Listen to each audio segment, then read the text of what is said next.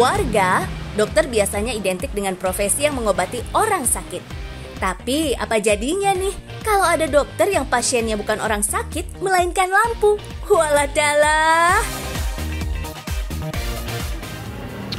Mas, Apa Mbak? nggak mau nyala masa nih mas? Mau servis. Bisa emang? Bisa. Mau ditunggu atau ditinggal? Tunggu berapa lama? Paling cuma 2-5 menit Mbak, cepet. 5 menit? Iya, bentar ya. Warga, cuma 5 menit katanya lampu saya tuh lampu kamar sama lampu teras udah bisa bener lagi. Kita tungguin bareng-bareng ya. Bisa nggak nih lampunya bener-bener nyala apa enggak nih? Indra, warga Pondok Gede Bekasi, menamakan profesinya sebagai dokter lampu karena berhasil menghidupkan kembali lampu-lampu yang sudah mati. Profesi unik ini digeluti Indra sejak 7 tahun terakhir berbekal warisan ilmu dari bapak mertua. Yang awalnya PDKT sama anaknya, malah kecantol juga sama skill elektronya. Servis bohlam itu awalnya punya mertua Mbak, ngejalanin. Kita kesini suka main-main tuh, masih pacaran sama anaknya tuh. Main, sering main, kita belajar, akhirnya bisa. Kurang lebih hampir 10 tahun lah kita ngejalanin ini. Ternyata nggak gampang loh memperbaiki lampu biar bisa berfungsi lagi. Untungnya, Indra punya dasar keahlian bengkel-membengkel motor nih warga. Jadi agak-agak mirip dikit lah, sama-sama ngoprek. Ya, kira-kira difokusin seminggu udah hatam lah. Ukuran tentang komponen-komponennya, kita harus belajar dulu tahu mana yang mati, mana yang hidup, dan juga kita harus tahu ukurannya juga. Mana mesin yang masih bisa diservis, mana yang udah nggak bisa, dan kacanya juga kita harus tahu mana yang udah mati apa belum. Kayak gitu doang sih Mbak, paling Mbak. Gini nih warga, kalau Indra udah mulai bedah lampu-lampunya, peralatan yang dipakai nggak kalah ngeri, kayak dokter bedah di rumah sakit. Ada tang atau gunting, solder listrik, dan pelintiran kabel. Sederhana, tapi dijamin berguna. Nggak jarang, Indra bahkan langsung bisa tahu kerusakan lampu cuma dengan melihat fisiknya aja. Canggih nggak tuh? Kalau kaca kita lihat di sini dulu nih. Kalau misalnya di sini agak hitam, panjang, atau sini kuning agak berkembang, dia putus kaca. Ya mesti kita ganti kacanya nih. Tapi kalau untuk kaca seperti itu jarang kemungkinan mesin mati. Yang penting sama ukurannya.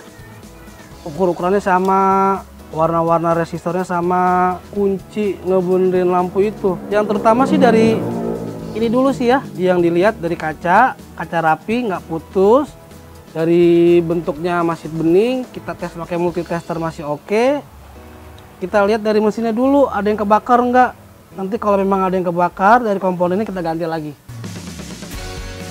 Mulai dari lampu pijar hingga LED, semua jenis lampu bisa disulap simsalabim langsung kayak baru lagi. Bener nih, 5 menit, ya lebih dikit lah.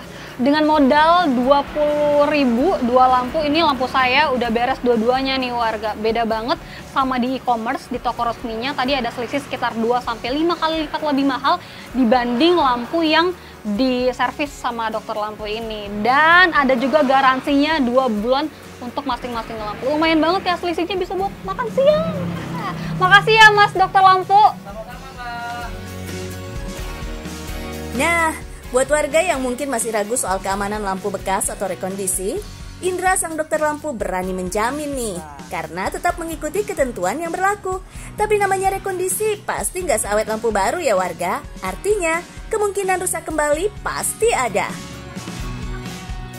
Oh enggak, kita sesuai dengan watt dan sesuai dengan ukuran. Karena elektronik itu nggak bisa sembarangan pasang. Kalau nggak dengan sesuai watt, dia bakalan cahayanya nggak bagus. Contohnya, ininya kecil nih mesinnya, tapi kacanya besar, dia cahaya berkurang.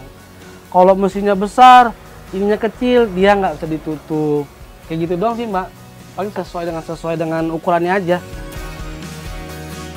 Well, kebutuhan akan lampu sebagai alat penerangan emang nggak bisa terpisahkan dari kehidupan masyarakat. Satu rumah nggak mungkin cuma satu lampu, apalagi buat masyarakat menengah ke bawah. Lampu baru bisa jadi barang mewah. Belum lagi prinsip dasarnya sebagian warga plus 62, selagi ada yang lebih murah dan kualitasnya nggak jauh beda, sikat. Peluang ini nih yang sedari awal dilirik sang dokter lampu. Buktinya, berdiri belasan tahun tapi tetap eksis sampai saat ini. Pelanggannya datang dari berbagai kalangan, dari masyarakat biasa sampai juragan kontrakan yang bisa minta benerin atau pesan lampu rekondisi sampai ratusan buah. Udah gitu juga lampu bagi saya peminatnya banyak sih Mbak, karena setiap satu rumah itu minimal dikitnya itu paling 7 lampu per rumah, belum dikali 10 lampu kan lumayan. Jadi ya sampai sekarang ini saya jalanin ya seperti ini Mbak, alhamdulillah sih. Udah kebayang dong kisaran pendapatannya dokter lampu? Nggak cuma dari jasa benerin lampu, tapi juga menjual lampu rekondisi dan limbah yang ternyata bisa dijual alias dikiloin juga. Kalau dihitung-hitung sih pendapatan per bulannya bisa sampai 10 jut. Wadidaw. Ya namanya pendapatan kan kadang namanya orang jualan ya, kadang naik kadang turun. Ya alhamdulillah cukup dah. Kisaran per hari, ya bulanan ya. Bulanan ya di angka atas 10 lah. Di atas 10. Pendapatan. Gimana warga? Meski profesinya terlihat receh, tapi Indra punya mimpi yang gak main-main warga. Dari keuntungan rupiah demi rupiah yang didapat, Indra rencananya mau punya merek lampu sendiri.